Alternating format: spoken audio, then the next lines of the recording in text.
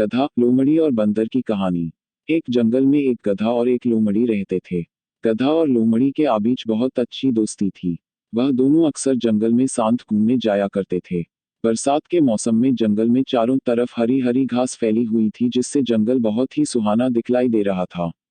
समान में नीलिमा छाई हुई थी और आसमान बहुत सुंदर दिखलाई दे रहा था।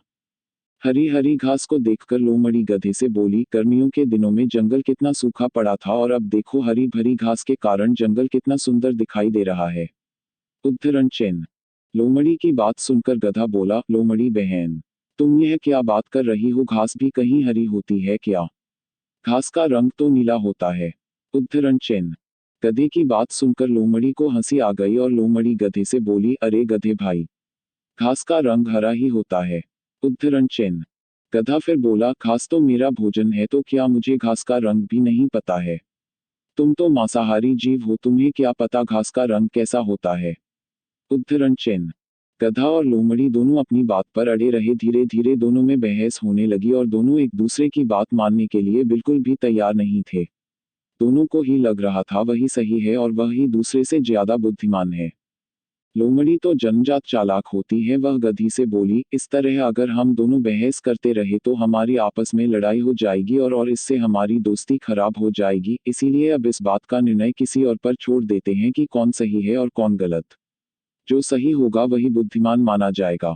उद्धरण चिन्ह। उसी जंगल में एक बूढ़ा बंदर रहता था। बंदर बहुत ही होशियार और बुद्धिमान था। जंगल के सारे जानवर अपने आपसी विवाद सुलझाने के लिए उसी बंदर के पास जाया करते थे।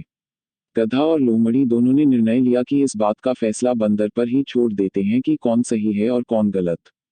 लोमड़ी मन ही मन बहुत खुश हो रही थी, क्योंकि वह जानती थी कि घास का रंग तो हरा ही होता है, इसीलिए निर्णय उसी के पक्ष में आएगा। गधा और लोमड़ी दोनों मिलकर बूढ़े बंदर के पास गए और उसे सारी बात बतलाई। लोमड़ी बंदर से बोली, बंदर भाई, आप जो भी निर्णय लेंगे उसे हम दोनों सहर्ष स्वीकार करेंगे। गधे और लोमड़ी की बात बंदर ने बड़े ध्यान से सुनी और अपना निर्णय देते हुए बोला, घास का रंग तो नीला ही होता है, इसीलिए इस विवाद में जीत गधे की ही होगी। उद्धरण चिन्ह। बंदर की बात सुनकर गधा तो बहुत खुश हुआ और नाचता गाता वहां से चला गया। किंतु बंदर के इस निर्णय से लोमड़ी को बड़ा आश्चर्य हुआ और निराशा भी हुई। गधे के जाते ही लोमड़ी बंदर से बोली, यह तो आप भी जानते हैं कि घास का रंग तो हरा ही होता है, फिर आपने गधे को विजयी घोषित क्यों किया? उद्धरण चिन्ह। बूढ़ा बंदर बोला, यह सत्य है कि घास का रंग हरा ही होता है, किंतु तुम तो एक बुद्धिमान प्राणी माने जाते हो और बुद्धिमान होकर एक मूर्ख गधे से वाद विवाद कर रहे हो।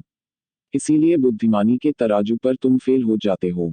लोमड़ी को भी सारी बात समझ में आ गई और वह अपना सा मुंह लेकर वहां से चली गई। शिक्षा। गधा और लोमड़ी की इस कहानी से हमें शिक्षा मिलती है कि कभी भी मूर्खों से अनावश्यक वाद विवाद नहीं करना चाहिए, अन्यथा हमें ही बेइज्जत होना पड़ेगा।